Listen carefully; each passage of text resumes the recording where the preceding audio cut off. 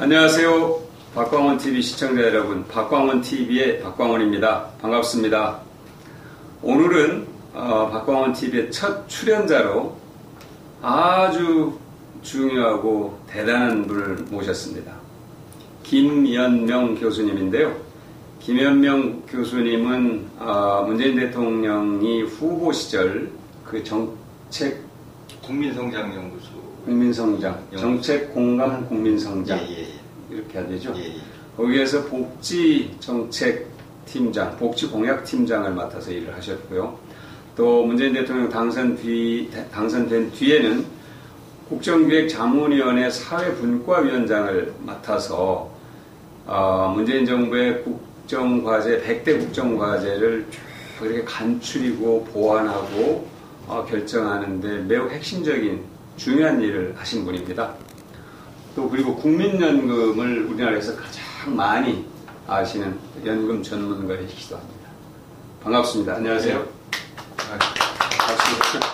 그리고 이제 바로 이야기를 좀 시작해 볼게요. 네. 문재인 대통령이 새해 예산안 시정연설을 국회에서 지난 11월 1일 하셨는데 그 연설이 매우 실질적이고 또 우리 생활과 밀접한 얘기들을 알기 쉽게 설명하셨다 그래서 좋은 평을 받았어요. 거기서 근데 특히 이제 강조를 하신 것이 포용국가인데 어떻습니까? 이게 포용국가의 미래를, 포용국가의 모습을 그대로 설명을 하신 것이다 이런 평가가 있는데 교수님 어떻게 보세요? 먼저 이제 평소에 존경하는 박광훈 의원님하고 이렇게 같이 있어서 이거 그냥 빈말로 하는 말이 아니고요. 제가 의정활동 의원님 쭉 지켜봤는데 진심과 성심을 갖고 이렇게 노력하시는 거 보고 제가 평소에 감명을 많이 받고 있습니다. 불러주셔서 고맙고요. 아이고, 감사합니다. 그 대통령 시정연설을 하실 때 그 시정연설문을 저도 몇 번을 봤더니 이제 크게 두 축인 것 같아요. 국정 운영을 하나는 외교 안보 쪽, 남북 관계 쪽을 이제 평화국가라는 컨셉으로 해서 국정을 끌고 나가겠다라는 메시지가 하나 있고 또 하나가 경제, 복지 이쪽은 이제 포용국가라는 개념을 중심으로 해서 사회체제를 쭉 이제 이끌어 나가시겠다 그래서 평화국가, 포용국가 이렇게 큰 틀이 잡혀져 있고요. 대통령께서 평화국가를 좀 포용국가를 강조하시는 게 그 맥락이 좀 있는데요. 여러 번 말씀하셨는데 포용국가란 말이 예전부터 쓰이긴 했어요. 외국에서도 쓰이고 국내에서 쓰이긴 했는데 결정적으로 이게 이제 공감을 얻은 게 2008년 국제금융위기 이후에 신자유주의적 성장이 이게 뭐가 문제가 있는 거 아니냐. 그래서 불평등이 너무 커지면 장기 성장이 해롭다. 그래서 이제 다 알려진 것처럼 IMF라든지 세계은행이라든지 이런 데서 불평등을 줄이는 게 장기 성장에 유리하다. 그렇죠.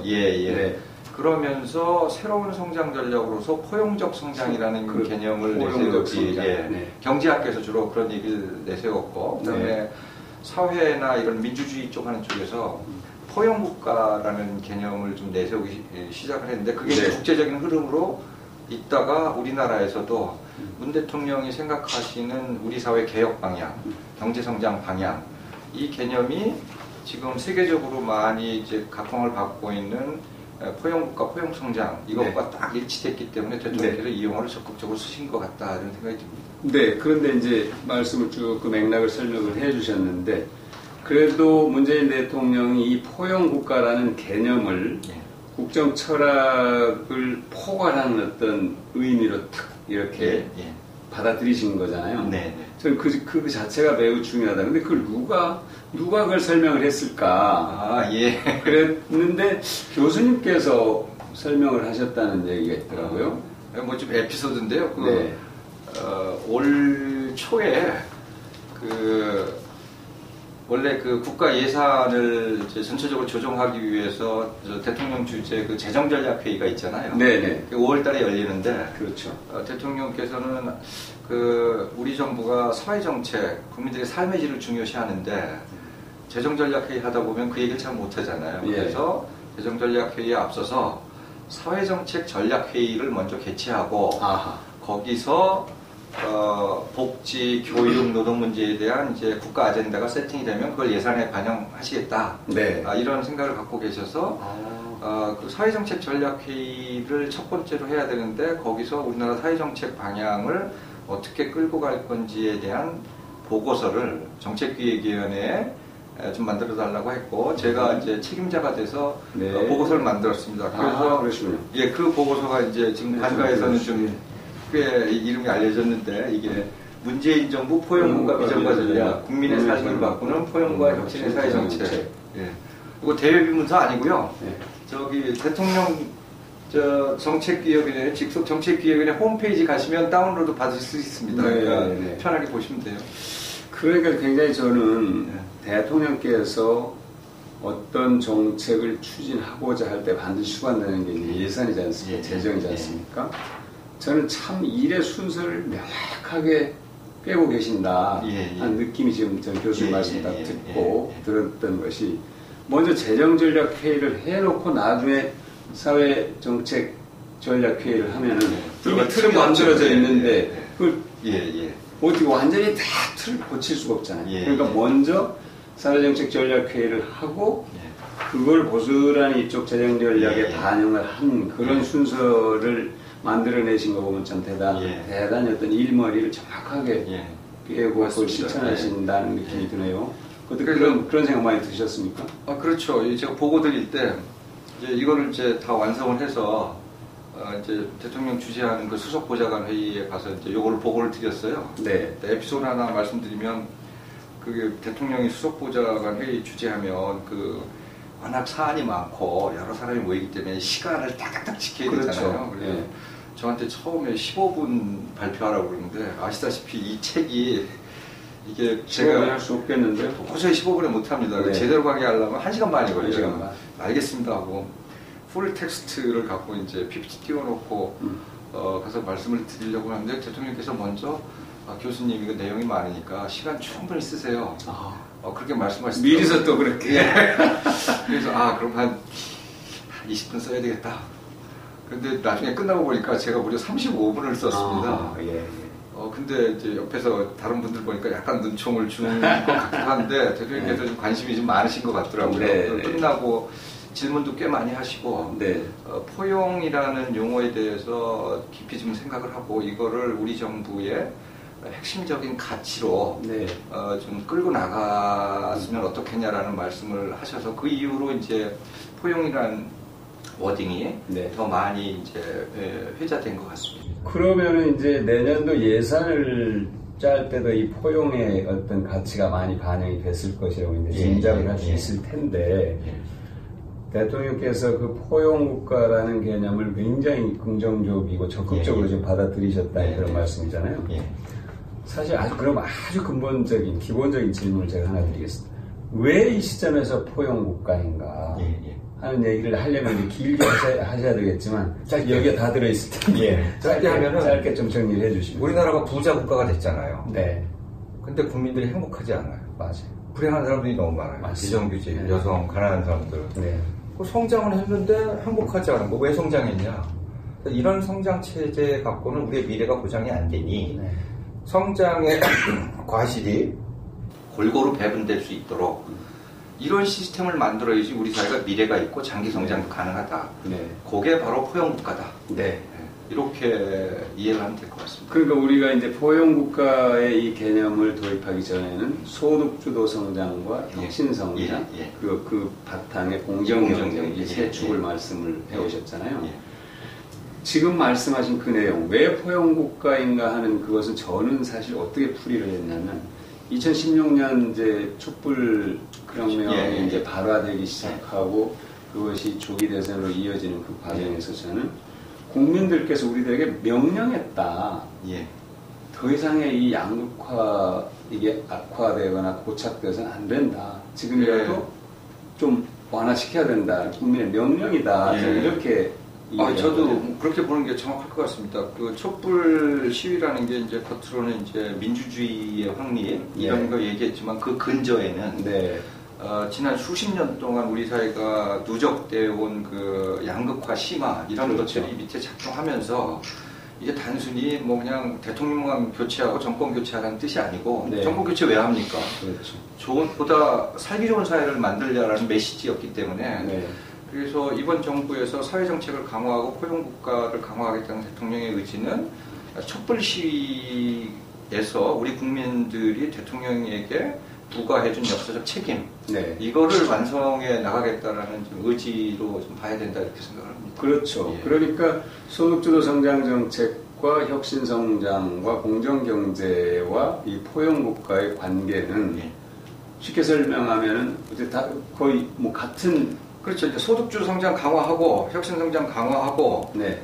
경제를 좀 더 정의롭게 만들고 이런 것들이 다 모여지면 그 결과가 포용 국가 쪽으로 그렇죠. 지배하게 되는 거죠. 네, 그렇게 이해하면 되겠죠. 네, 네. 그러니까 이제 조금 더 구체적으로 말씀을 나눠보면은 그런 포용 국가에서는 가장 중요한 게 국민의 소득인데 예. 소득을 어떻게 증대시킬 것인가 하는 것에 대해서 좀 간략하게 설명하실 수 있을까요? 예, 뭐 저희 보고서에 나와 있지만 이제 국민들이 소득을 증대시키는 방법은 가장 직접적인 방법은 월급을 올려주는 겁니다. 그렇죠. 특히 우리나라에서 문제가 되는 게 저소득층하고 비정규직들의 월급이 워낙 낮아서 맞습니다. 소비를 못해요. 맞습니다. 그래서 경제가 안 돌아가는 측면이 있거든요. 네. 그래서 1차적으로 최저임금을 좀 인상시키고 네. 그다음에 이제 비정규직들은 임금이 작잖아요. 근데 네. 이분들이 이제 정규직으로 전환되면은 월급이 올라가서 이제 쓸 돈이 많아지고 요건 이제 시장 소득을 시장 임금을 놀리는 정책이고 네. 또 하나가 이제 복지 정책, 그러니까 아동 수당을 지급한다든지 네. 기초연금을 좀 늘려준다든지 이건 결국은 가처분 소득을 늘려주는 거거든요. 그렇죠. 네. 그러니까 소득주도 성장 그러면 이제 최저임금 정책 이렇게 생각하시는데 그건 일부고요. 그렇죠. 일부죠. 예, 복지 정책과 여러 가지 정책들을 다 통합해서 네. 가계에서 실제 쓸 수 있는 가처분 소득의 크기를 늘려주는 정책. 네. 이거라고 말씀드릴 수 있습니다. 그리고 이제 제가 이제 소득 증대 정책은 방안은 그렇고 예. 똑같이 이제 생활비 비용을 줄여주는 정책 그것도 당연히 들어가죠. 그렇죠. 예. 그런 것들은 어떤 것들이 있을까요? 예를 들면 이제 통신비 인하라든지 아니면 이제 그 문재인 케어라고 불리는 건강보험의 보장률을 높여주면 그러면 이제 병원 갔을 때 자기가 쓸 돈이 줄어들잖아요. 그렇죠. 의료비 지출을 줄이고. 그다음에 이제 보육료 지원하는 거예요. 네. 뭐 영세아 하나 그냥 시장에다가 맡긴다고 생각하면 그게 한 85만 원, 90만 원 들거든요. 네. 근데 그걸 이제 보육료를 정부가 지원해주면 그만큼 가계 가처분 소득이 늘어나는 거거든요. 그렇죠. 예, 그런 정책들을 다 포괄하는 게 이제 소득주도 성장의 큰 패키지다. 네, 그렇죠. 그렇죠. 예. 이제 아동수당 예를 들어보면 사실은 자유한국당이 아동수당 도입에 반대는 못하고 그렇죠. 좀 이제 뭐 그래도 뭔가 좀 이렇게 꼬투리를 잡아보려고 소득 상위 10%는 제외하고 주는 방안을 제시했고 그거를 하여튼 뭐라고 할까요? 참 끝까지 이렇게 붙들었어요. 발목을 잡았어요. 그런데 이번에 그게 바뀌었어요. 그러니까 저는 이제 그것도 매우 긍정적인 변화다. 저는 자유한국당 칭찬해주고 싶습니다. 그 부분에 대해서 잘하신 것 같아요. 네, 그러니까 그것이 많이 문제가 있었잖아요. 현장에서 그걸 가려내는데도 뭐 부담이 되고. 그렇죠. 예, 배보다 배꼽이 더 큰 거죠. 돈 아끼려다가 실제는 돈이 더 많이 들어가는. 그렇죠.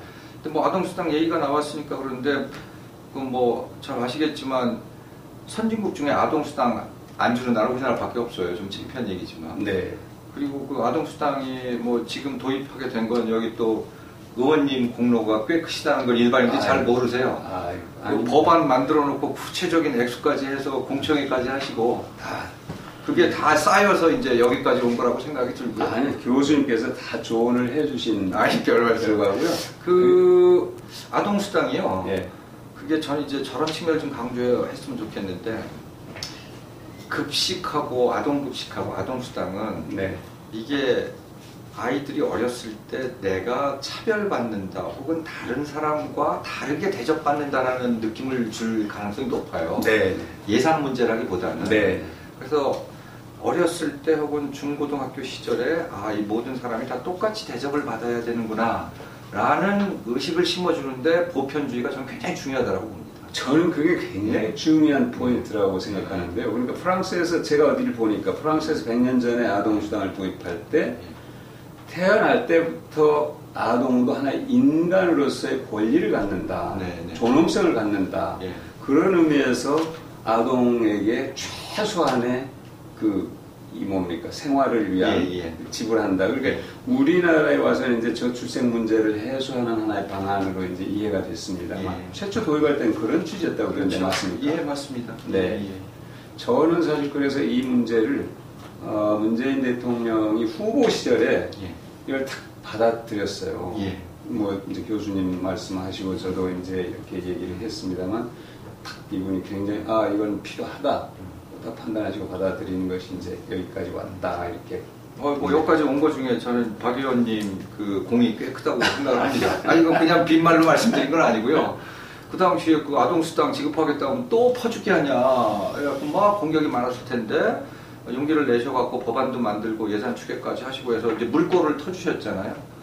제가 나중에 저 은퇴하고 나서 한국 사회복지 역사 책을 쓰려고 하는데요.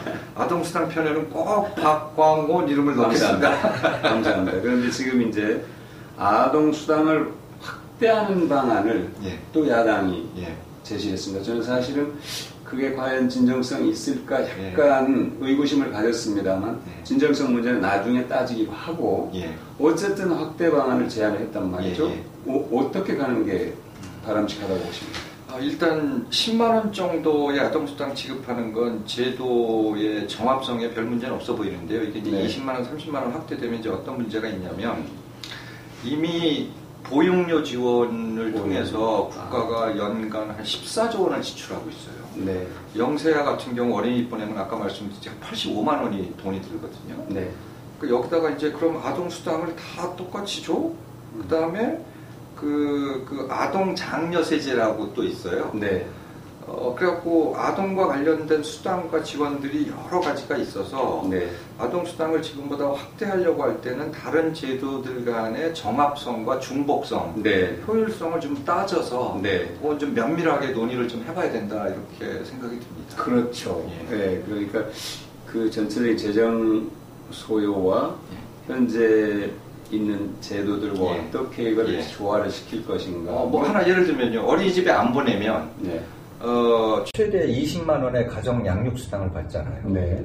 거기다가 아동수당이 예를 들어 20만 원, 30만 원으로 확대되면 한 아동을 자기가 양육을 하게 되면 최대 50만 원, 60만 원을 받게 되고 그렇기 때문에 이제 여성계 쪽에서는 뭐라고 말씀하시냐면 여성들이 노동시장에 많이 들어가서 일을 해야지 자기 실현에도 좋고 또 고용률도 높아지고 거기서 또 세금과 보험료를 내야지 국가재정이 튼튼해지는데 현금으로 주는 게 많아지게 되면 여성들이 노동시장에서 자꾸 빠져나와서 이게 과연 좋겠냐라는 반론이 있습니다. 그런 문제. 그런 문제에 대해서는 좀 제도 조정할 때 좀 토론을 좀 해봐야 됩니다. 그리고 이제 사실 좀 전에 말씀하셨습니다만은 어쨌든 우리나라가 지금 심각하게 당면하고 있는 문제, 저출생 문제가 있는데 그것을 풀기 위해서 여러 가지 방안과 대책들이 제시됐고 실행되고 있는 것도 합니다만 여전히 그 문제는 사실 해결의 기미가 안 보이고 있잖아요. 육아휴직 급여를 높이는 것도 사실은 이제 이미 결혼한 부부들의 경우 좀 더 그런 어떤 기회를 더 주는 건데 육아휴직의 어떤 소득 대체를 좀 급여의 소득 대체를 좀 높여야 된다. 지금 그런 것에 대해서 이번 정부에서도 이미 높이겠다고 했고요. 그래서 뭐 당연히 이제 그런 쪽으로 가야 되고요. 그래서 지금 아이들을 키우는데 힘들어하는 게 아이를 키우려고 해도 이 우리나라 직장 문화라는 게 뭐 아이 키운다고 나 좀 뭐 하루 빠질게요. 이게 잘 안 되잖아요. 안 되죠. 법적 제도적으로 아이들을 좀 볼 수 있는 그런 시스템하고 재정 지원을 많이 만들어야 되는데 그런 측면에서 이번 정부에서 이제 그걸 위해서 소득 대체율도 올리고 여러 가지 지원을 좀 많이 하고 있습니다. 얼마나 효과가 나타날지 모르겠습니다만 굉장히 지금 신경을 쓰고 정책을 추진하고 있죠. 그래서 제가 거기 이제 조금 더 들어가서 한 가지 더 질문을 드릴게요. 현재 그걸 고용보험기금에서 네네. 그 육아휴직급여를 지급을 하는데 네, 예. 고용보험기금이 이거를 계속 감당할 수 있을까? 별도의 예를 들면 스웨덴의 부모보험, 육아보험 같은 제도가 필요하지 않는가? 이걸 제가 질문을 드리려고 여쭤보는 겁니다. 지금 선진국에서는 이제 스웨덴처럼 별도의 제도나 별도의 재원을 마련하는 쪽으로 지금 제도가 서서히 바뀌어가고 있습니다. 네. 우리도 고용보험기금의 크기가 크지 않고 네. 고용보험에서 계속 그 재정을 지원하려고 되면 이제 한계에 도달해서 별도 재원 마련이 좀 필요하고 네. 그런 의미에서 이제 부모보험이라든지 이런 부분의 도입 가능성을 좀 충분히 좀 검토해봐야 됩니다. 네. 예. 그리고 또 많이 육아휴직을 쓰지 않는 사람들의 예. 경우는 예. 어떻게 할 것이냐. 그러니까 이런 방법이 제시되어 있네요. 계정을 국민연금으로 자연스럽게 이전되는 그런 방식을 취하면 어떠냐 그런. 그건 굉장히 혁신적인 아이디어일 것 같기도 한데 좀 네. 논란이 많이 붙을 것 같네요. 예. 네. 네. 그 다음에 이제 사실 아까 우리가 부담을 줄여줘야 되는 문제, 의료비 부담, 보육비 부담이죠. 사실 주거비 부담 줄여줘야 되거든요. 집 문제가 보통 문제가 아니지 않습니까? 예. 이제 어떻게 보세요? 이 집 문제를 우리가 어떻게 풀어나가야 되는지 너무 큰 질문을 내가 그냥 쉽게 드리는 건데 보행국가에서는 이 문제를 어떻게 접근을 할 것인가? 그래도 단계가 있을 것 같아요. 첫 단추를 어디서부터 깰 것인가? 보고서에서 제안하는 건 일단 지역 간의 그 주거 격차를 좀 줄이는 게 굉장히 좀 중요하다라는 제안을 해놨고요. 지역 간. 예. 네. 그다음에 그 청년 세대나 신혼부부 세대들이 빨리 이 가정을 꾸리는데 좀 장애가 되는 요인을 막으려면 이제 주거를 확보해 주는 게 중요하잖아요. 그래서 네.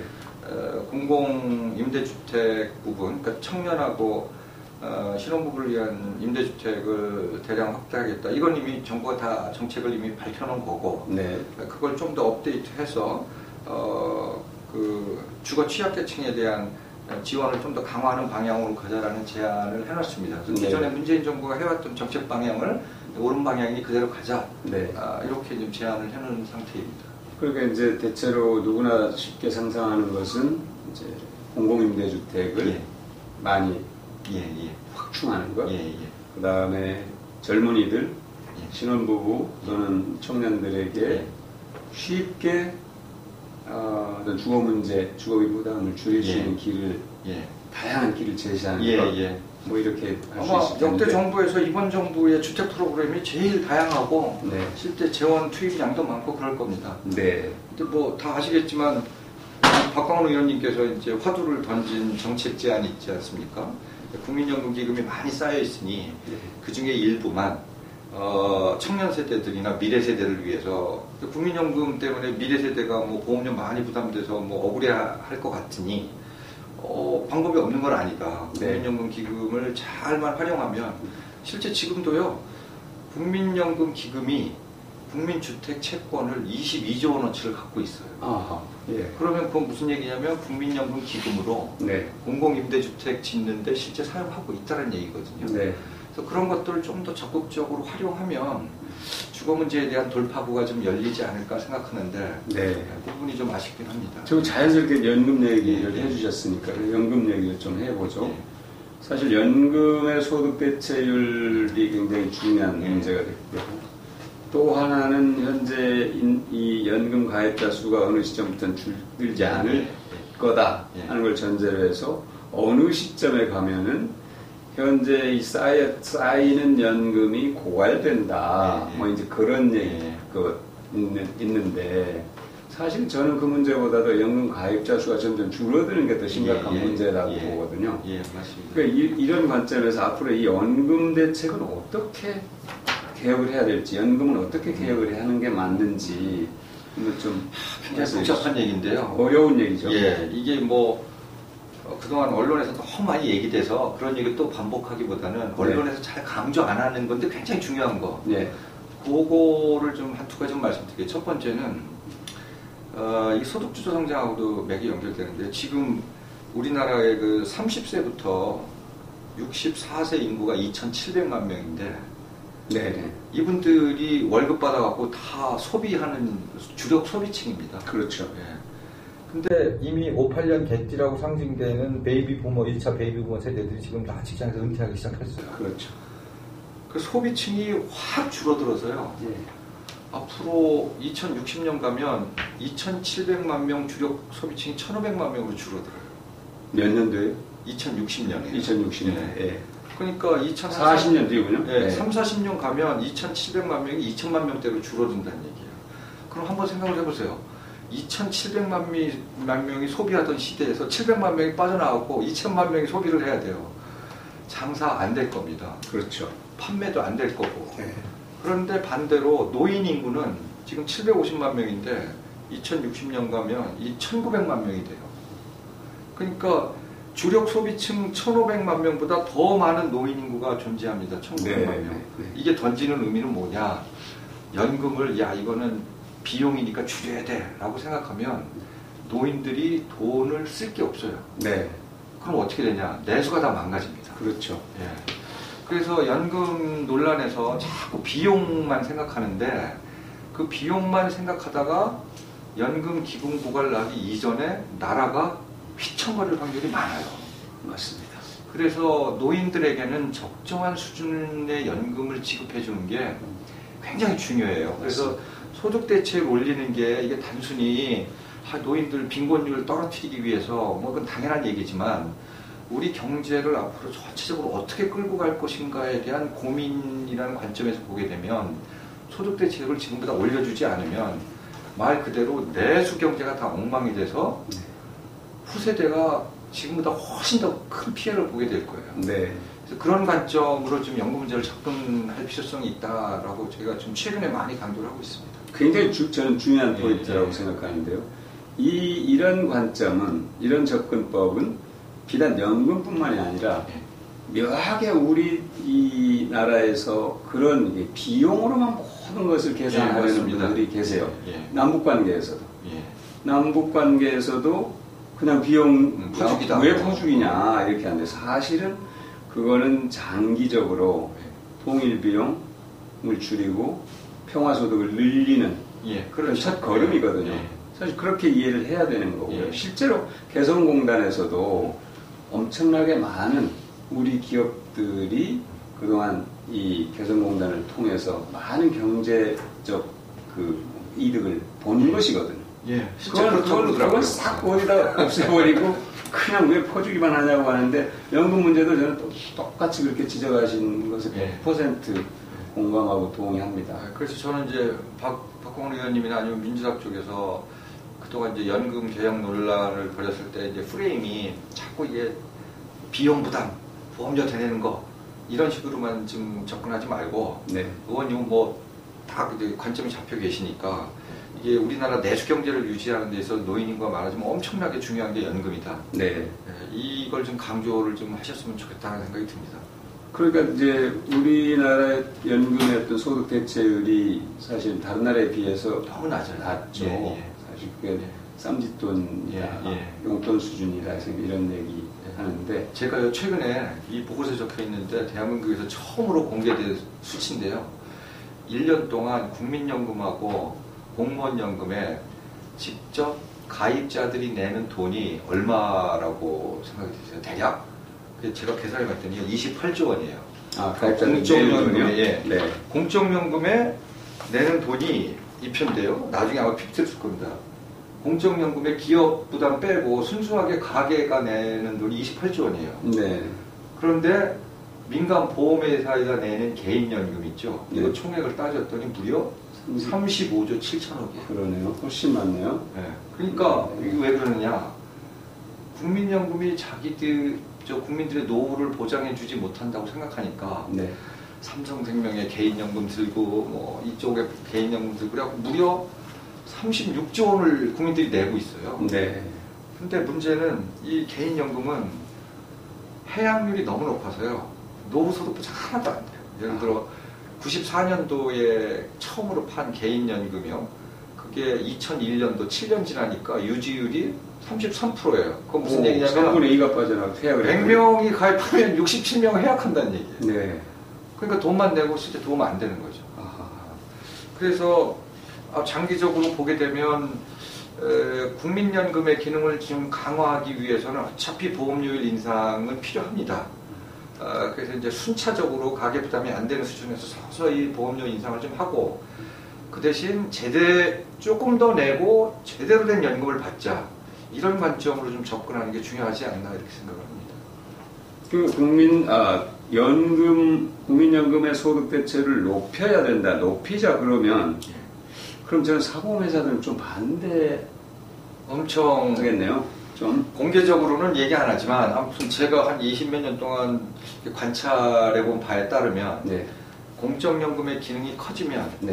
사보험 시장이 좀 타격을 받는 것 같아요. 그런 지금 정치적으로 좀 미묘한 게 있습니다. 저는 그걸 뭐 미묘하다고 표현하기보다는 전 국민의 입장에서 봐야 된다. 그것은 그렇게 뭔가 양쪽의 이해가 충돌할 때는 가장 먼저 국민을 생각해야 된다고. 당연한 얘기죠. 당연한 얘기다 보니까 당연한 얘기를 하는데도 불구하고 공격을 받으면 그건 정의롭지 못한 나라입니다. 나중에 혹시 시간 되시면 개인 연금 전문가를 좀 부르셔서 이 개인연금 문제를 이게 국민들한테 피해 안 주게 하려면 어떻게 해야 되느냐, 이걸 좀 많이 강조를 하셨으면 좋겠습니다. 사실 또 하나 이제 굉장히 다루기 어려운 문제입니다만 공무원연금 또는 뭐 다른 또 뭡니까?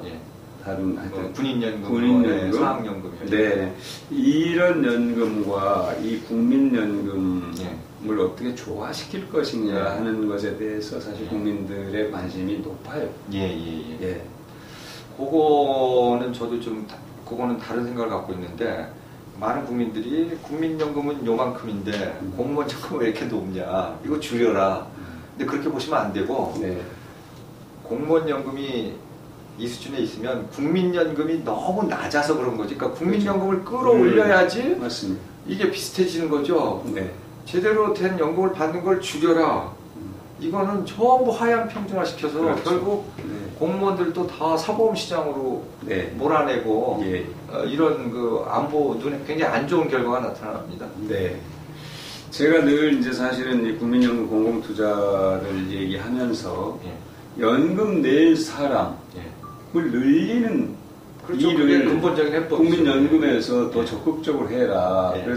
그래서 이제 아까 말씀하셨던 젊은 부부라든지 청년들을 위한 공공임대주택이라든지 보육시설이라든지 요양시설이라든지 이런 것을 국민연금이 적극적으로 투자를 해야 된다 하고 주장을 했던 것이거든요.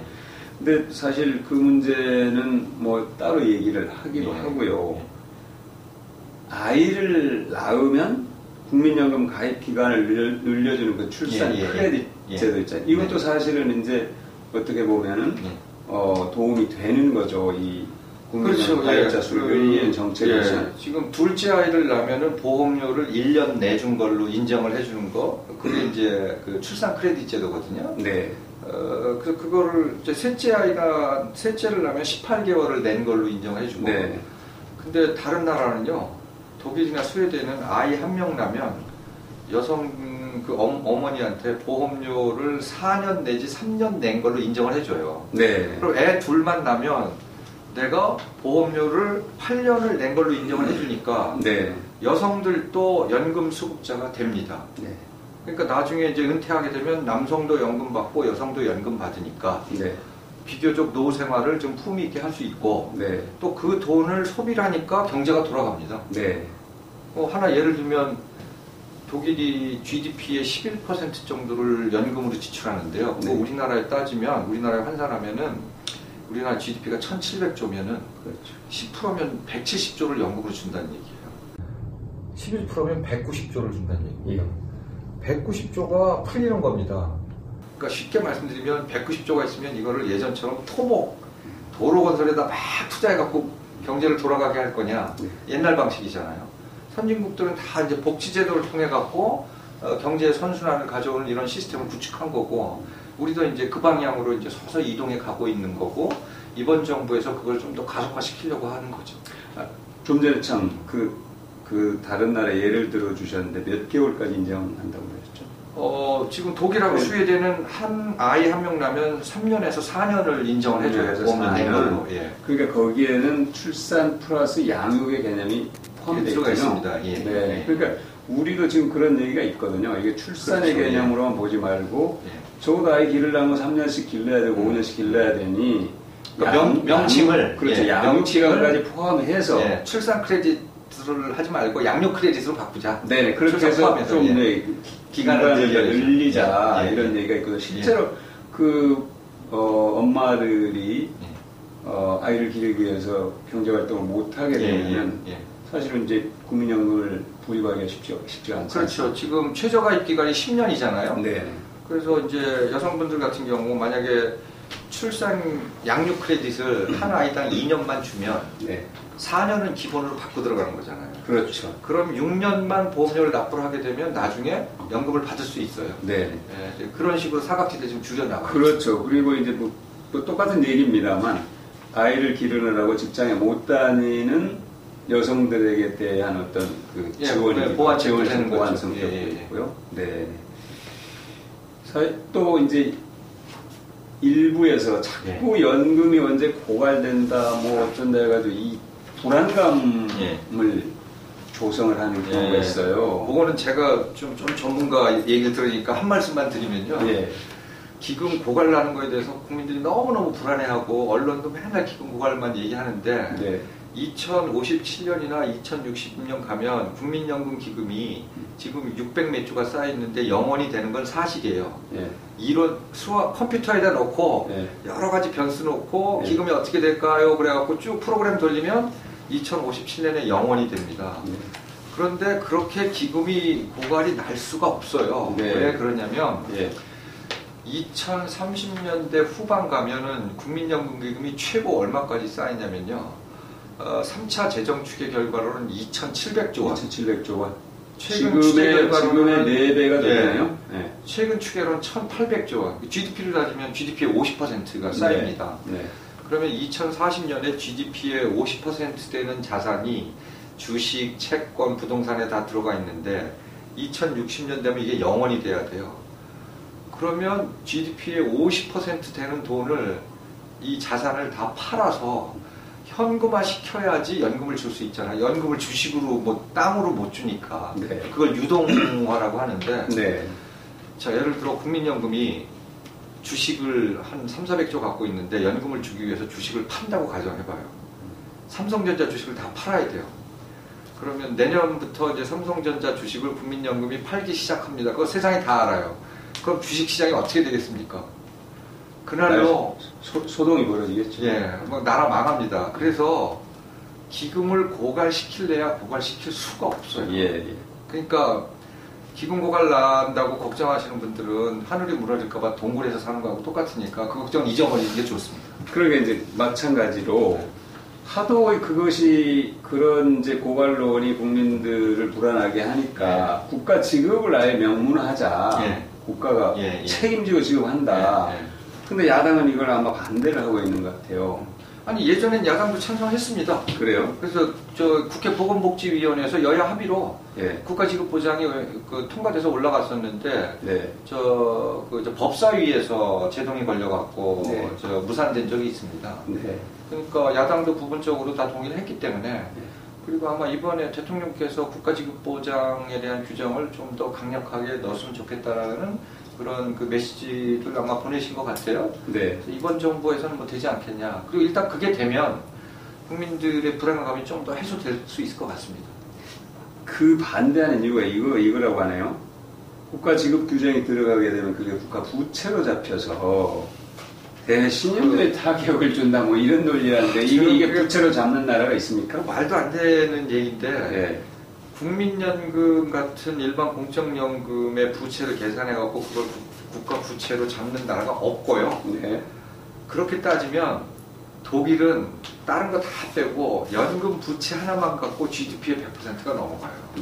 프랑스도 마찬가지입니다. 그건 기본적으로 말이 안 되는 얘기고요. 국제회계분류 기준상 일반 공적연금 제도를 국가 부채로 잡는 이런 그 경우는 없습니다. 그건 괜히 그냥 반대를 위한 반대이고 그거를 국가 신인도 따지기 시작하면 저 독일, 프랑스, 스웨덴은 이미 국가 신인도가 빵원이 돼야 돼요. 제로가 돼야 됩니다. 예. 거기 연금 부채가 얼마인데요? 그렇죠. 예, 그건 말이 안 되는 얘기를 아주 뭐 여러 가지 얘기를 했습니다만 연금 얘기에 많은 시간이 지금 이제 할애가 됐는데 어쨌든 포용국가에서 굉장히 중요한 것이 하나죠. 연금 제도도 마찬가지죠. 맞습니다. 그래서 소득주 성장에도 연금이 굉장히 중요해요. 그렇죠. 가처분 소득의 크기를 늘려주는 거죠. 네. 그러니까 정말로 연금의 소득 대체율을 높이는 것, 그다음에 연금 가입자 수를 늘리는 방안을 찾는 것, 뭐 이런 종합적인 어떤 대책들이 연금 개혁 안에 들어갈 수 있을지 한번 좀 설명. 지켜봐야죠, 뭐. 저는 직접 정책 결정 라인이 없어서. 아니 근데 그래도 이제 저는 이제 자문만 하는 역할이고요. 네. 결정은 이제 아무래도 공식 라인에서 하니까요. 예.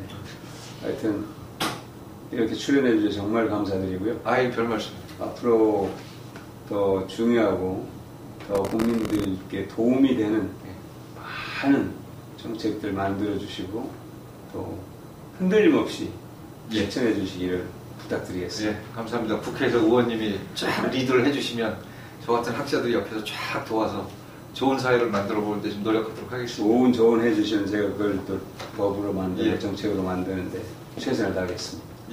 고맙습니다. 감사합니다.